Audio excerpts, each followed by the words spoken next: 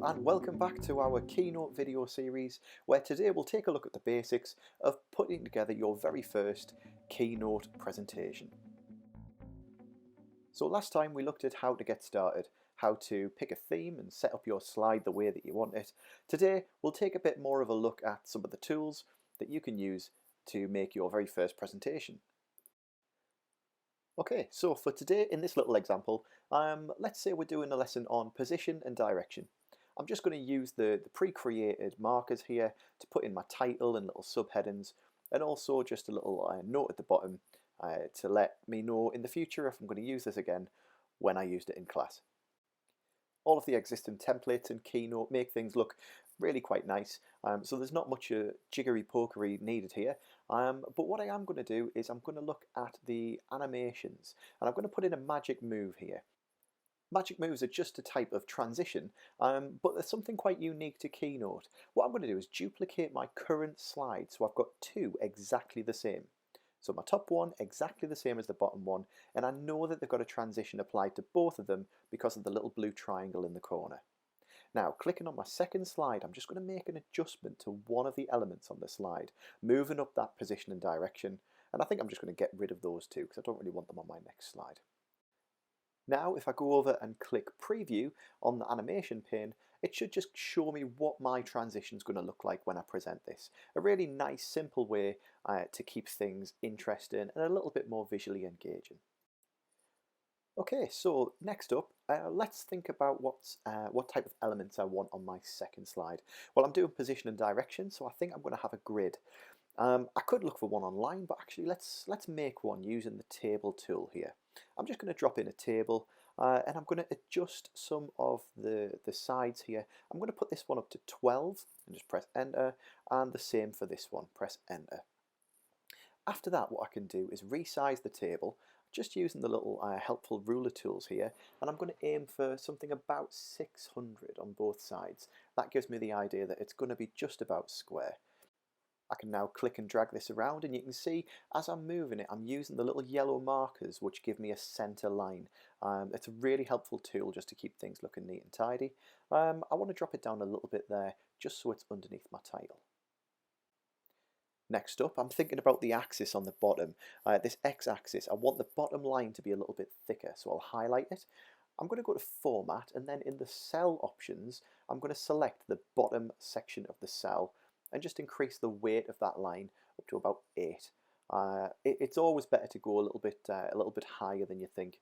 I'm going to do the same on this side as well, so picking the left-hand side of the cell and putting that up to 7 or 8 as well. And as I say, the thicker the better often, because when it's presented up on the screen, it's much easier to see. So next up, let's grab some text. What I want to do is finish my axes by labeling them using numbers 0 to 12 on the x-axis and the y-axis. I'm just picking out some different styles here, reducing the size using the font size tool, and I'm going to begin labeling each part. When I'm happy with the position of my first little section, what I can do, instead of right-clicking and copy and pasting and things, I'm just going to use the keyboard shortcut, Command D, to duplicate these, and I'm just going to make a few of them up the side and across the bottom, all the time just using Control D, Control D. If I want to do it a little bit quicker, I can draw a box over 4 of them, for example, and press Control D and copy all 4. Again, the little yellow ruler tools are helping me out here by keeping them equidistant and making things look nice and neat. I'm going to do exactly the same thing across the x-axis on the bottom here, Control D all of the time, and then later I can just go back and edit what the text actually says, but these are my little placeholders for now.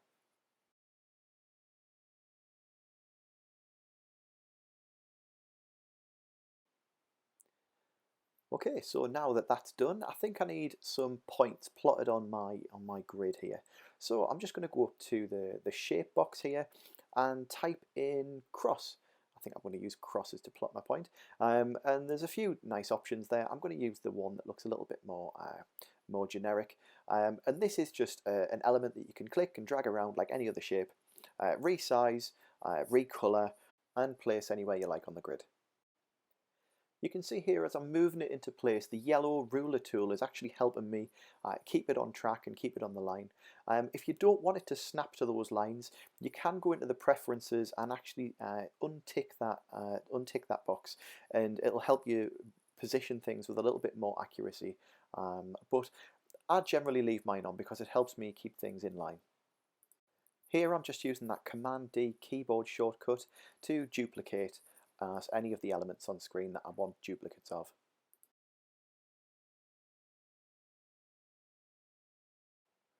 Okay, to complete the shape, let's grab a line and then position this to join the points on the grid. Just using the little dots at the end of each line. This one looks a little thin though, so what I'm going to do is go into the formatting tool on the right hand side. Next to the styles, all I'm going to do is I'm going to make sure that it's a little bit thicker line weight. And I'm also maybe going to change the colour so it stands out a little bit more. Just making sure that it's nice and clear for all of the children to see. And then again, just duplicate, drag to the right place and complete the shape. Let's take a little closer look using the zoom feature at the top, maybe bringing it up to about 200%, and then we can see exactly what we're doing here. I think this looks okay, but I think I need to make the whole shape a little bit thicker. So, holding Control, I'm going to select all 4 lines that I've got. While all 4 are selected, I can increase the line size, but then I can also right-click them and click Group so they move together as one shape. This is really useful if you've already made something and you want to duplicate it or you want to copy and paste it onto another slide. Okay, so I think I need to put some instructions in now, and I'm going to select the text tool here. Just going to click and drag and move it into position. I'm going to enter my instructions to the class first, so plot the points, and then I'm going to very carefully make sure I get this right and put the correct points in on the grid. There we go. Click and drag to reposition. I'm going to go up to the text tool here, click on the options for the preset styles, and I'm going to go for the section one because I like the colour, but it's far too big. So I'm just going to reduce the size and put it in place. Let's just adjust the dimensions here so it fits in nicely and it's clear for the children. Even if they're sitting at the back of the classroom, they can read that. Right, next I want to animate these points so they actually move from the coordinates into the right position. So just selecting each one, I'm going to click Animate at the top there. You've got some options between building in, adding an action, or building it out. All we're going to do is have an action because it's an element that's going to stay on the page, but it is going to move. So just click on the move transition there. I'm going to put the start point over by the coordinate that it matches, and the end point, it's going to end up right on the point of that parallelogram, isn't it? Let's click preview, and there it works. I'm going to quickly repeat the process for the other 4 and make sure they go into the right place.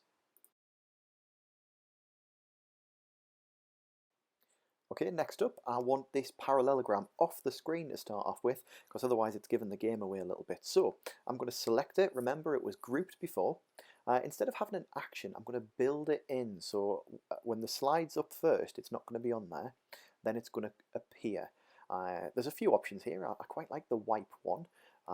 There's another one here which is a twirl. That might be a bit too much. I mean, you could go crazy and have something like fireworks. It's a bit over the top.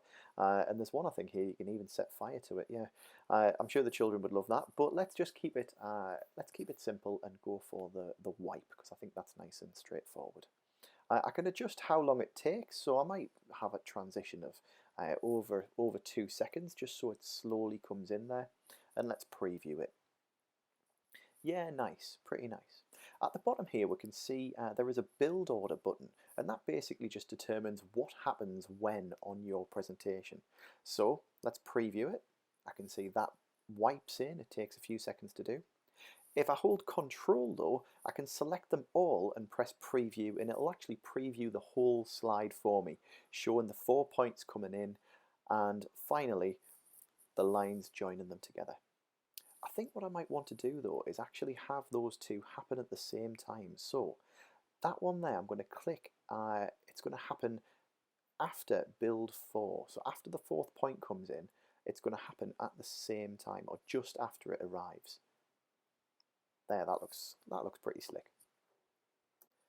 Okay, so let's think about those slide transitions again. Remembering I've got Magic Move already on this slide, so if I duplicate this, the next time it transitions, it should move all of the elements that are the same on both slides to the corresponding positions.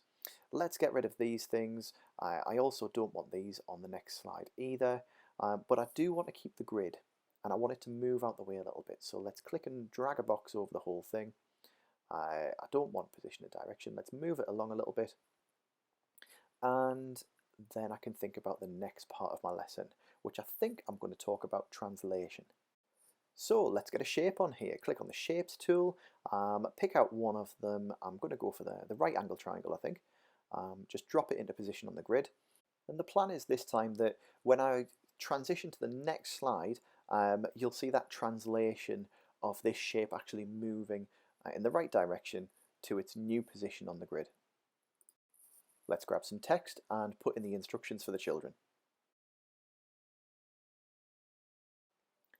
So let's make it look a little bit more interesting. We're going to grab the Format tool, looking in the preset styles. Again, I like the colors here, but the size isn't quite right. So I'm just going to use the arrow tools to drop that down, and then the little white dot to resize, and then click and drag to reposition into the appropriate place on the slide. Now that I'm happy, I'm going to duplicate this current slide. Again, I know that it's got a transition applied to it because it's got that little blue triangle next to it. And I know that there's definitely going to be some movement here. So on the second slide, the identical slide, I'm just going to move this triangle. Let's try and get it right. 3 units right and 3 units up. There we go. And then when I play my slide, that is the direction that it should go. Last up, I just want to show you one last thing. So in the shape section, I'm just going to put in tick. I'm going to pick a cool looking tick here. And what you can actually do is, just like everything, resize, reposition. And in the style section here, you've got obviously different colors that you can choose from.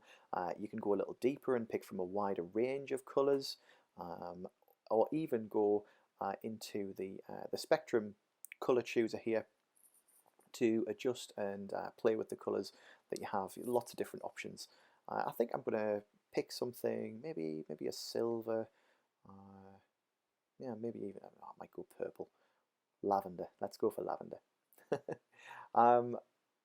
Finally, last little thing, if you hold control on these points, it doesn't just resize them like this. You can actually adjust the angle. So you've got pretty much unlimited capabilities for repositioning and resizing and recoloring things, just to make it look really engaging. Okay, so here's my final presentation. Obviously, this has taken me a little bit longer. Once you get the hang of this, you can create presentations like this and resources like this very, very quickly for class. And the children really do appreciate having those visual moving elements on the screen as well. Just makes it much more engaging and much more memorable for the kids in class.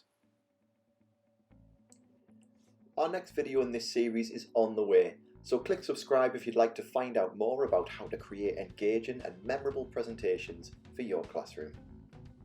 And don't forget to follow us on Twitter at DLT Hartlepool to find out when our next DLT and Biscuits podcast will be streaming live.